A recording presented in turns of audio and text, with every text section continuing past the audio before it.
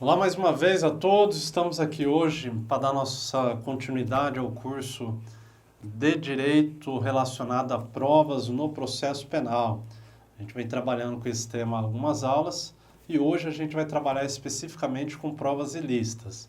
Lembrando que nós estamos dentro da teoria geral das provas, já falamos de quem é o destinatário da prova, quem são os sujeitos da prova, o princípio da liberdade das provas, da taxação no uso das provas, provas típicas, provas atípicas, vimos o que é meio de prova, meio de obtenção de prova, vimos as principais classificações de provas para a doutrina do direito processual penal, ou seja, prova direta, prova indireta, prova plena, prova semiplena, enfim, outras classificações aí, provas reais, pessoais, etc, etc. Além das provas positivas, provas rituais, anômalas e também o que vem a ser a prova emprestada.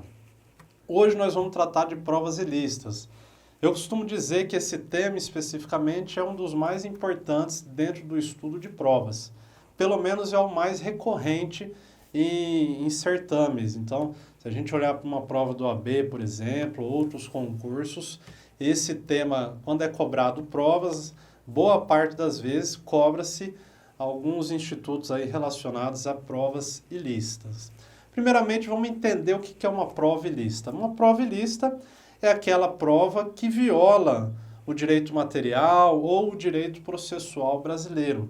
É aquela prova que viola a lei em sentido formal, que viola a Constituição Federal ou que viola princípios do ordenamento jurídico brasileiro. É um tema muito amplo, então tudo aquilo que afronta o direito, ou seja, tudo aquilo que é antijurídico, pode ser considerado, a princípio, uma prova ilícita. Luiz Flávio Gomes, que nos deixou recentemente, ele criou uma separação entre o que viria a ser prova ilícita e o que viria a ser prova ilegítima.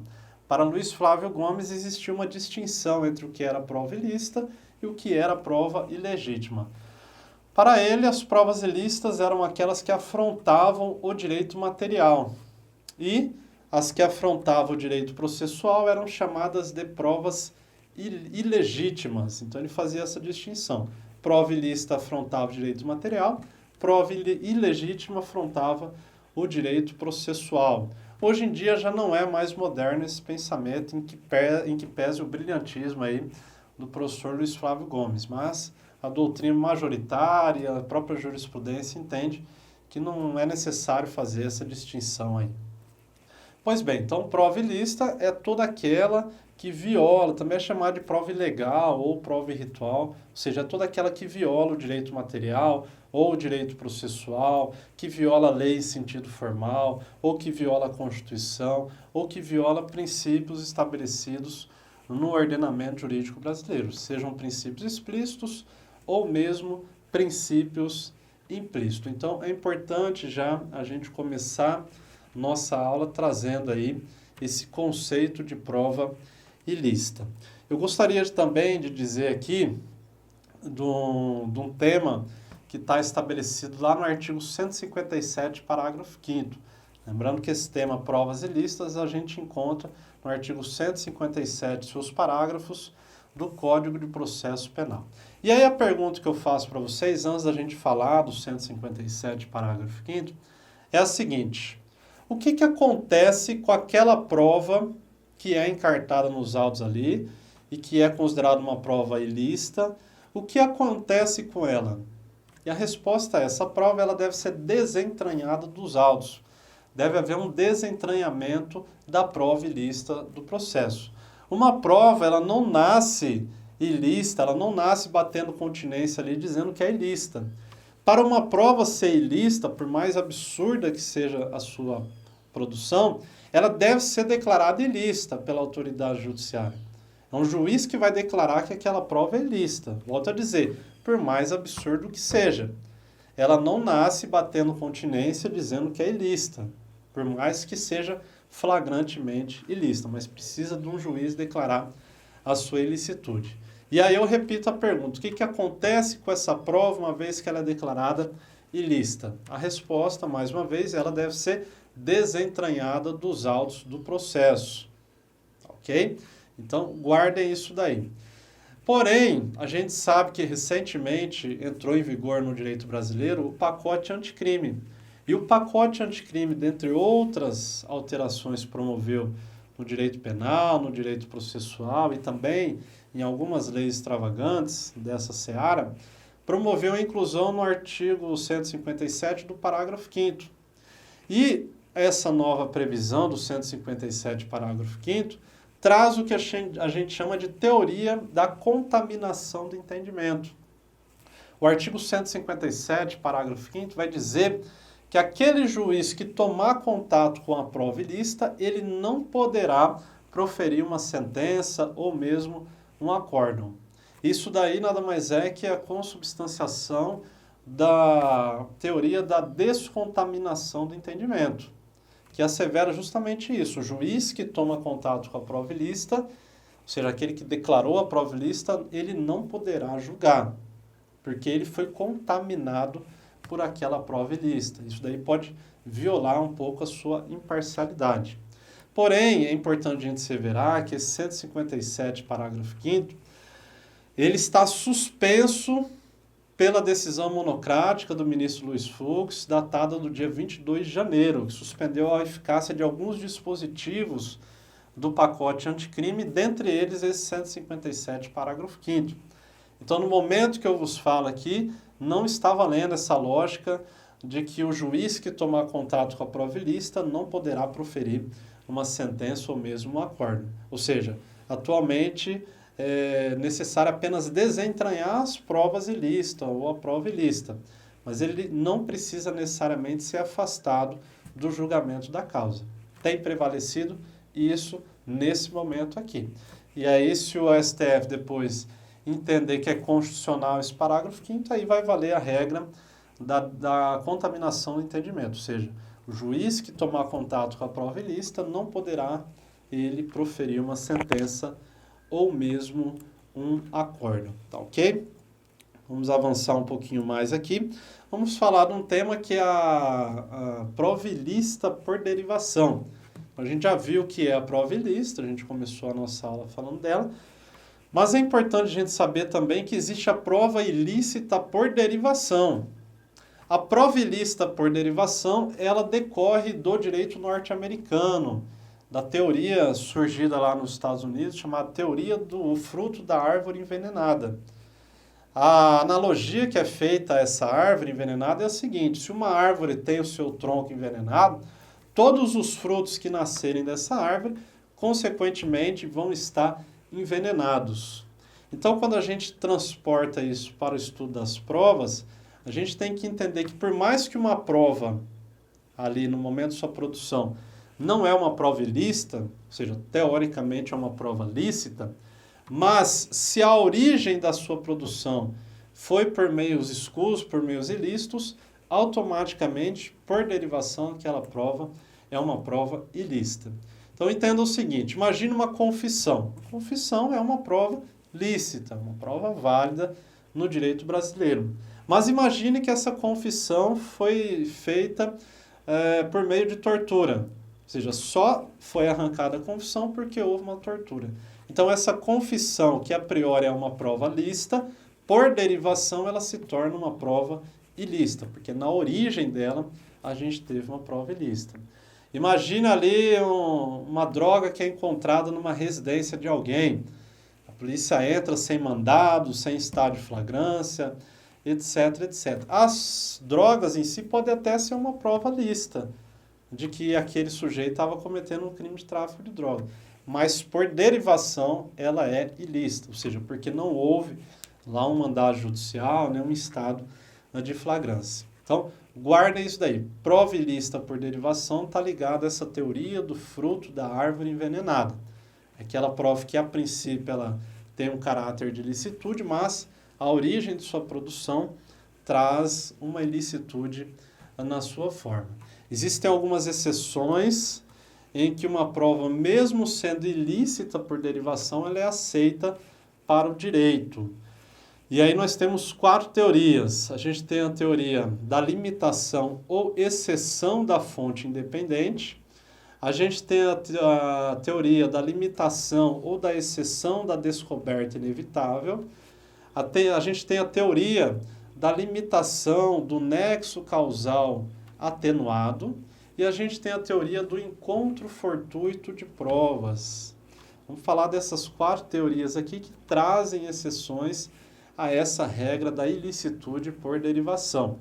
Todas essas teorias surgem também no direito norte-americano e algumas delas o Brasil acabou encampando no seu direito, adotando aqui uma parte pela jurisprudência, pela doutrina e até mesmo na legislação. Se a gente for pegar aqui o artigo 157, parágrafo de 1º, a gente vai ver o seguinte: são também inadmissíveis as provas derivadas das ilícitas, quando não evidenciado o nexo de causalidade entre umas e outras, então, salvo quando não evidenciado o nexo de causalidade entre umas e outras, ou quando as derivadas puderem ser obtidas por uma fonte independente das primeiras. Então, vamos falar essa primeira exceção aí da limitação da fonte de dependência. Ela surge no caso que houve nos Estados Unidos, chamado o caso Bynum versus USA. Esse caso Bynum versus USA, ele dizia mais ou menos o seguinte: esse caso chegou até a Suprema Corte norte-americana. Um cidadão foi preso lá no início do século XX, acusado de homicídio, etc, etc. E aí, ele foi coagido a fornecer a sua digital. Então, a polícia extraiu dele de forma ali a não observar a legislação daquele local, daquele país, no caso dos Estados Unidos, daquele período. Ele foi coagido a fornecer a sua identificação datiloscópica. Então, foi lá coagido, arrancaram a digital dele e compararam essa digital com as digitais encontradas na cena do crime. Veja, num primeiro momento, constatou-se que realmente as digitais batiam, então as digitais encontradas no local do crime eram as digitais dele. No primeiro momento, antes que chegasse isso até a Suprema Corte norte-americana, em alguns tribunais ali, conforme foi subindo de instância, entenderam que seria uma prova ilícita, por derivação. Por quê? Porque por mais que a digital era considerada uma prova lícita, uma prova aceita, mas ela foi produzida ilicitamente, então ela seria ilícita por derivação. Só que nesse caso, a Suprema Corte norte-americana, ela entendeu que seria uma exceção a essa teoria do fruto das árvores envenenadas. É a primeira exceção, ou seja, a teoria da exceção da fonte independente, também chamada de teoria da limitação da fonte independente. Porque para aquela Suprema Corte, nos autos do processo demonstrava-se que o FBI tinha um cadastro ali que já tinha as digitais daquele sujeito. Então, por mais que ele não fornecesse as suas digitais, as digitais ali já estavam no cadastro e o FBI, as autoridades, chegariam às digitais dele, independentemente da sua obtenção ali por coação. Então, é o que a gente chama de limitação da exceção da fonte independente. Então, essa prova ilícita ela pode até ser ilícita por derivação, mas se ela for produzida por uma fonte, se ela puder ser produzida por uma fonte independente, como é o caso aqui que eu estou dando o exemplo desse banco de dados do FBI, a prova seria aceita, então, para a justiça norte-americana e também o direito brasileiro aceita isso, esculpido, inclusive, no parágrafo 1º do artigo 157, ok? O segundo caso, nós temos o caso aí do Nix versus Williams, de 1984, que traz uma segunda exceção à regra da prova ilícita por derivação não ser aceita no direito brasileiro. É a chamada limitação da descoberta inevitável. Essa não é aceita ainda pela jurisprudência, a jurisprudência brasileira, os tribunais superiores ainda não se confrontaram com uma hipótese dessa, mas a doutrina, de certa maneira, aceita a limitação à descoberta inevitável. Esse caso que eu falei agora há pouco aqui, de 1984, da Suprema Corte Norte-Americana, deparou-se com um sujeito que havia ali sido preso suspeito de ter cometido um cadáver, um homicídio. E o cadáver, a priori, não tinha sido localizado. Então, as autoridades ali coagiram ele, de certa maneira até torturando, para que ele entregasse a localização exata do cadáver.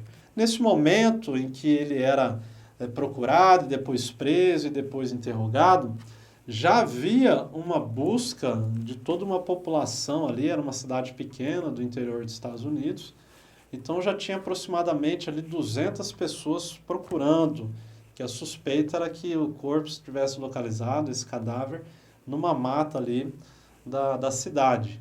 Então, muitos voluntários, além das autoridades policiais, já estavam ali no encal, já estava muito próximo, inclusive, do local exato onde aquele cadáver foi abandonado. E aí conseguiram, enfim, a confissão dele, dizendo onde estava o corpo, e depois alguns tribunais, conforme foi subindo através de recursos, entenderam que seria uma prova ilícita por derivação, que por mais que ele confessou ali, mas foi confessado mediante coação, mediante tortura. Porém, quando foi parar na Suprema Corte Norte-Americana, eles entenderam que nesse caso seria uma prova lícita, em homenagem a essa teoria da limitação da descoberta inevitável. Ou seja, a descoberta do cadáver era inevitável. As autoridades chegariam ali nas próximas horas, independentemente de ter havido essa coação para que ele dissesse ou não. Então, é o segundo exemplo aí que a gente traz de exceção à prova ilícita por derivação. A terceira que a gente traz é a teoria da limitação do nexo causal atenuado, também oriunda do direito norte-americano. Assim como a anterior, essa também é adotada pela doutrina brasileira, mas a jurisprudência ainda não se defrontou. Essa teoria da limitação do nexo causal atenuado, a gente dá como esse seguinte exemplo, o seguinte: o cidadão, e foi esse caso, foi parar no direito norte-americano, lá o caso Wong Soo versus Estados Unidos. E era o seguinte: o cidadão foi preso na sua residência, vamos imaginar que é o cidadão A, com drogas, mas a polícia invadiu a sua residência sem nenhum tipo de mandato, sem estado de flagrância. Obteve aquelas provas que a princípio são provas lícitas, mas que na verdade são ilícitas por derivação, porque não houve um mandado, não houve também uma prisão. Esse cidadão que foi encontrado com as drogas, o A, ele indicou que as drogas seriam de B, ou seja, indicou uma outra pessoa. A polícia foi e pegou esse B também, que não estava nem ali naquela residência, estava em outro lugar. A polícia foi e prendeu B também. B foi e disse que tinha comprado a prova de C. A polícia foi e prendeu C também. Então, prendeu A, B e C. Veja, tanto a prisão de B quanto de A e até do C, a princípio são prisões ilegais, e aquelas provas ali que apontam a participação deles são provas ilícitas por derivação. E isso, depois de alguns dias, os três foram soltos, inclusive C. Porém, o C, depois de já ter sido solto, sem que estivesse sendo coagido, confessou realmente que tinha vendido a droga para B. E isso foi parar na Suprema Corte Norte-Americana. E a Suprema Corte Norte-Americana entendeu que, por mais que a princípio essa prova ilícita seja ilícita por derivação, como houve a atenuação do nexo causal, ou seja, a mitigação, a flexibilização desse nexo causal, de modo que ele confessou voluntariamente, já estava solto, não estava sendo coagido, não houve tortura, a sua participação ali seria aceita, então, como criminosa. Em relação aos outros, não fica esse vínculo, né? Mas em relação ao C, é um nexo causal atenuado, então também é uma exceção a essa prova ilícita por derivação. E por fim, a mais comum aí no direito brasileiro é a teoria do encontro fortuito de provas, também chamada de teoria da serendipidade, tá? O que é a serendipidade, pessoal? Serendipidade é o encontro fortuito de provas. Imagine que as autoridades estejam investigando ali um crime, né? Investigando pessoas suspeitas de participar ali de uma organização criminosa. E aí intercepta-se a telefonia desses agentes ali, através de uma interceptação telefônica, e como estavam querendo investigar o cometimento do crime de organização criminosa, acabam encontrando, assim, sem esperar, que esses agentes cometiam outro crime. Então, encontro fortuito de provas. Encontraram ali, de forma fortuita, de forma casual, provas da prática de outro crime que eles não estivessem investigando. Então, isso é encontro fortuito de prova. É você encontrar provas de algo que você não esteja, a princípio, investigando. É aceito no direito brasileiro, chamar de teoria da serendipidade. Imagine o seguinte exemplo, imagine que a polícia recebe uma denúncia que determinada pessoa conserva na sua residência um tigre, sem qualquer tipo de licença, enfim, está cometendo um crime ambiental. Então, a polícia consegue mandado de busca e apreensão, vai lá para cumprir esse mandado de busca e apreensão do tigre. Chega lá, a polícia começa a quebrar a parede, começa a quebrar azulejo, começa a abrir gaveta e descobre alguns papéis ali que demonstram que ele também comete crime de sonegação tributária.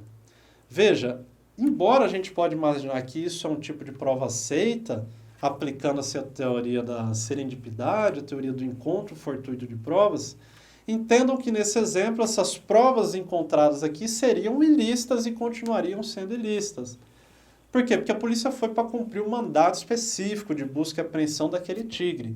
Ela não pode chegar ali e fazer essa busca do jeito que foi feito, quebrando parede, abrindo gaveta, para encontrar outros crimes. Daí não é encontro casual de provas. Agora, imagine o seguinte exemplo, o contrário disso.